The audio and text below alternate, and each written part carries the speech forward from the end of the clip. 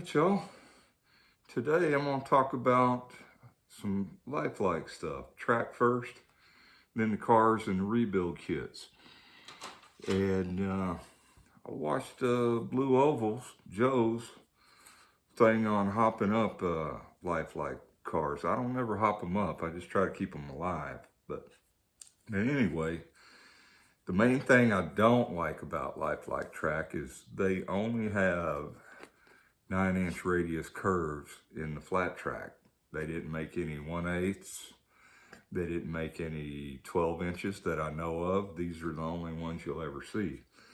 Cool thing about some of their kits their race sets came with the painted track, which I do like, and I have quite a few pieces of that new. And I also checked it with the Tyco barriers, and they work perfect with the Tyco barrier, which, as you saw in my track work video, the AFX ones I had to modify and glue them in and keep them at the same level, but they work natively on Lifelike. That's the Tyco, comes with U-turns, race and chase U-turn sets.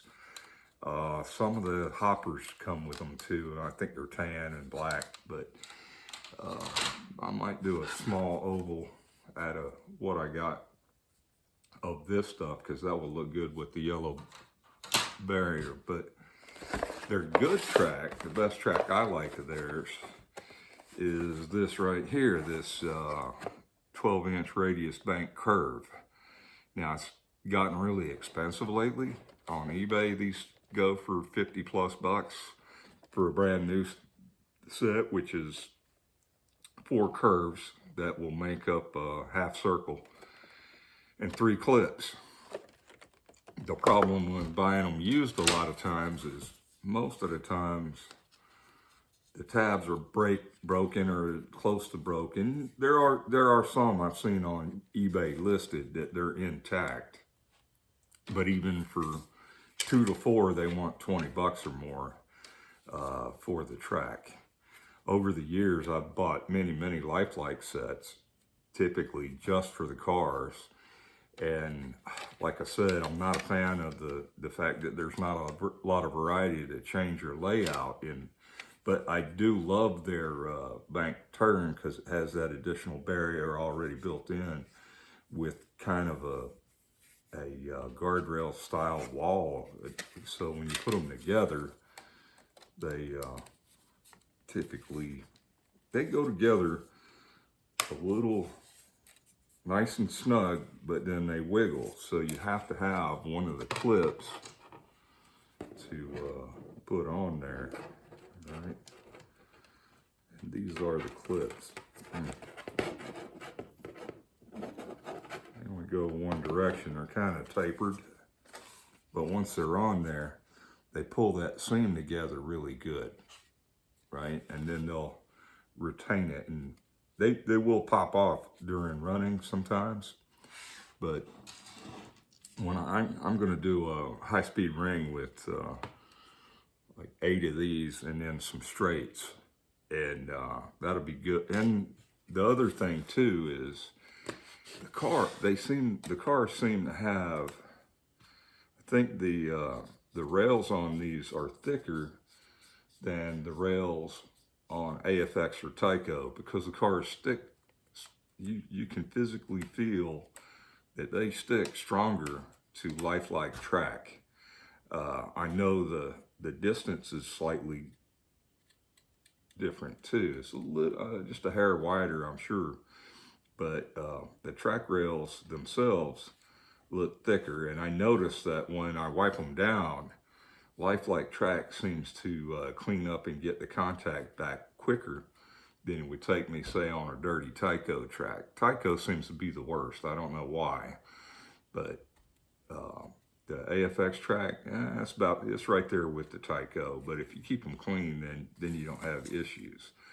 Lifelike track will be noisy because of if you don't have a good solid lock on it, you'll hear a pretty good clickety clack. But like I said, the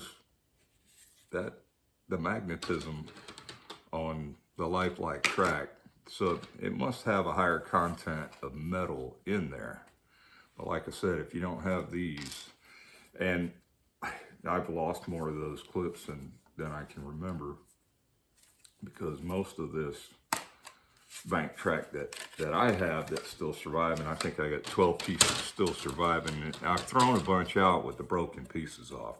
I should have kept them and just glued them together, which I intend to do on this anyway, but oh well, I'll learn my lesson next time. But I have bought a few sets lately that I bought one set that had quite a bit of track. It didn't advertise itself as complete, but I got it for like 70 bucks shipped on eBay, and it came with 4 cars, and a couple of them were these older style right here, which are pretty cool, and they are the M chassis. And as I saw Blue Oval, Mr. Joe pointed out, the road core pins are thicker, although they are the same style of pin. You could just make the if you needed one for a Lifelike car, you could make that. You could take a drill bit and waller that out a little bit to where a row core pin would fit. Because if you try to find a Lifelike tune-up kit right now, they're non-existent. I bought one off of Amazon. It was the last one they had last year, and it was $17. I thought that was a little high, but I've seen them as high as $40 on eBay, and that's not even including shipping. That's insane. But I found somebody on eBay that had these, and I bought 5 or 6 of them, I believe, at $7 a piece, and saved a little on the shipping. So, and the row core one, these are on the M chassis design. They have the same pickups, except they're copper, right? The pickups that go to the M chassis on the Lifelikes, if you get a Lifelike tune-up kit, you'll get silver ones like this. Or there are, but the tires and wheels, the hubs and tires are the same. So you could use the wheels and tires and hubs from the row core set, which it comes with a full set, front and rear. And it also has your motor pinion and axle pinion gears in the set, right? Although it doesn't come with axles. The Lifelike ones come with a pre-made axle assembly, at least the ones I've gotten in the past. It does come with brushes and springs, which what I would assume they're the same, and it comes with one guide pin. Now, the most of the sets that you buy when you get them new, they'll come with a tune-up kit, except most of the tune-up kits, they just have the pickup guides and springs, no brushes, but every once in a while you'll find a tune-up kit. So this is the one that comes with I'll say probably a newer generation M chassis.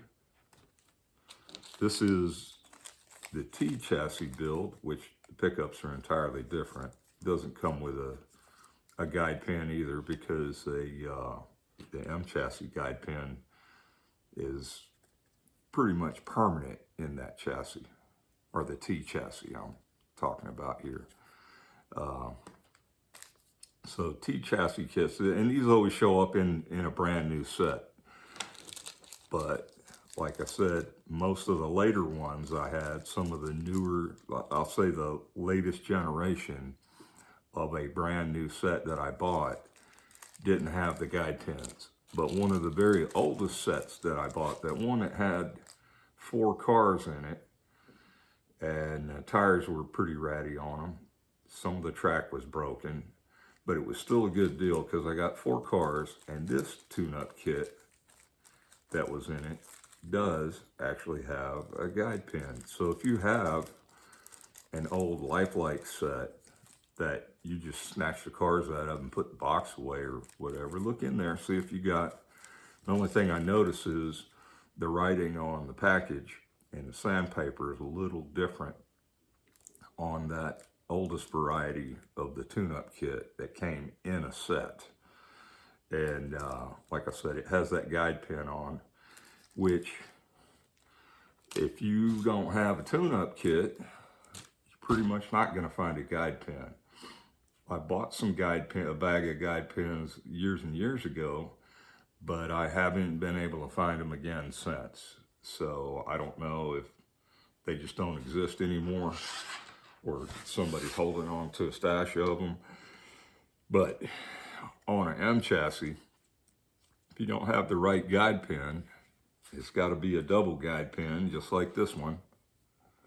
You'll see there's a, if you look at it, it's hard to see on the camera, but there is a double channel, and the large channel is what retains the axle in the chassis, right?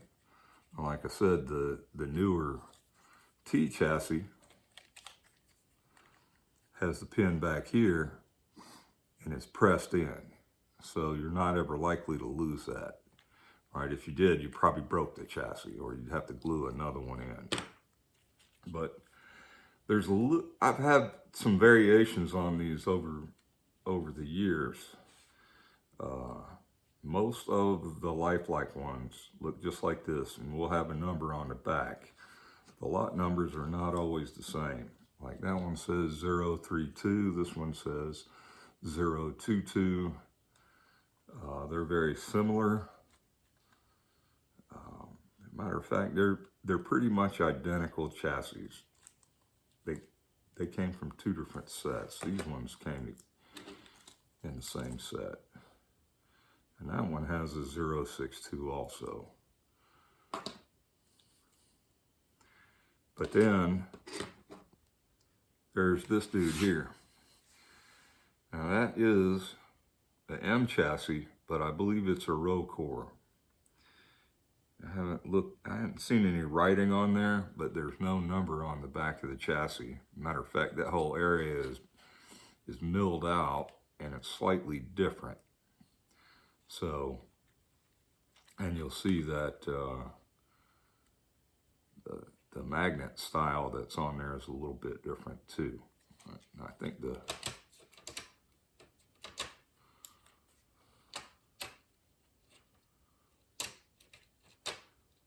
actually the Lifelike version of it feels like it has more magnetism. So, like I said, this is very likely, but I hadn't pulled the pin off to check it.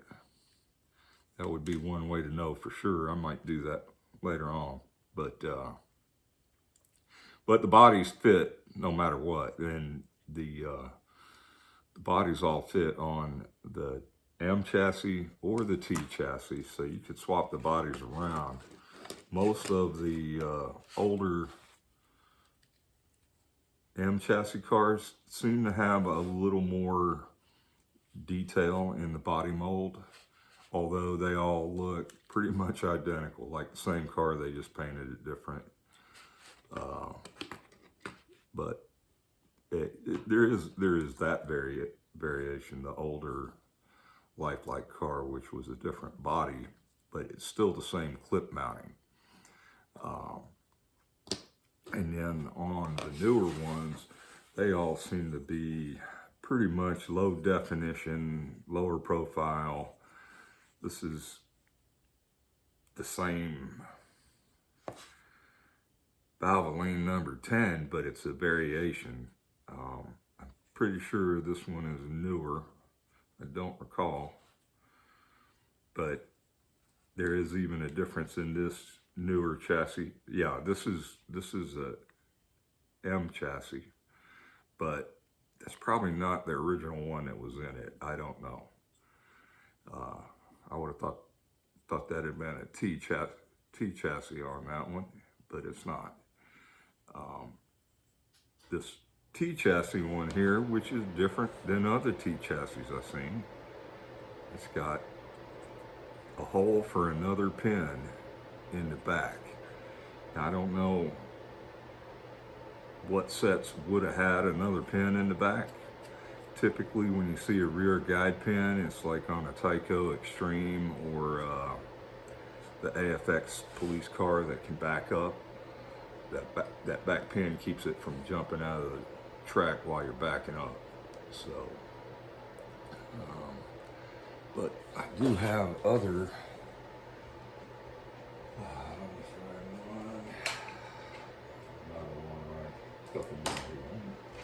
Grab a couple more. Yep, this is another T chassis that has that pin in the rear.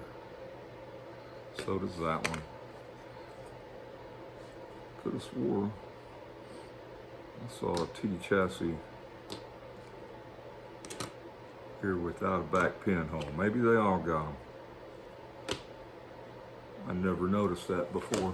That's interesting.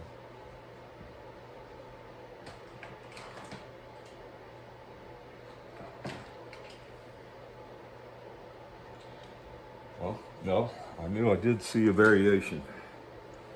So this one again has the guide pin hole in the back of the chassis. This one does not. And it has a mold number in red, which is different. So, and this might be a earlier one. You see that's got that weird looking, almost like the Rocore chassis. And it looks like the magnets are missing out of that one. No, it has magnetism. But there seems to be a lot of it's got two magnets in the back there. So this is definitely a different. That one has magnets in the back also. The first one I grabbed did not. That's M chassis. I don't know, I'm getting confused now. Like I said, there are so many different ones. But the hardest thing is finding parts nowadays for these Lifelike cars. But you can still find Lifelike cars new in the pack for fairly reasonable price. Cheaper than you'll find a Tyco one, I would think. And there are still a lot of people selling old Lifelike sets that if you can get it at a decent cost and it's got two or more cars that are in good shape, you probably get your value out of it. I have a pile of that old Lifelike track that I need to get rid of. But like I said, I'm going to do one small high-speed ring and tune up some more of these cars. Some of these cars I need to go back through there and change the tires. That's probably half of that's the other reason why I liked Lifelike, is they had a lot of NASCAR. I love NASCAR cars. And they had a lot of licensed NASCAR logos on them. And they had some generic ones too, like these, but they still look pretty cool. Look like that one's actually got some sponsors on it. So does that one, but not a main one. Anyway, so yeah, I'm gonna throw that high-speed ring together and hook it up to an Arduino like I did the other one. And when I do the reed switches on it, I'll cut a video on that so it can be part of the how to hook up the lap timer system. But anyway, y'all got any questions? Y'all got a line on where to find those tune-up kits for a reasonable price? Let me know, because they just don't seem to exist anymore. And next time I'm going to talk about some ideal cars, which are like the ones that made the Dukes of Hazzard and the first TCR sets. Those are pretty crappy chassis, but I've been redoing a lot of them lately too, because they have some body variations you don't find in any of these other sets. So yeah, that's it for now. Take it easy.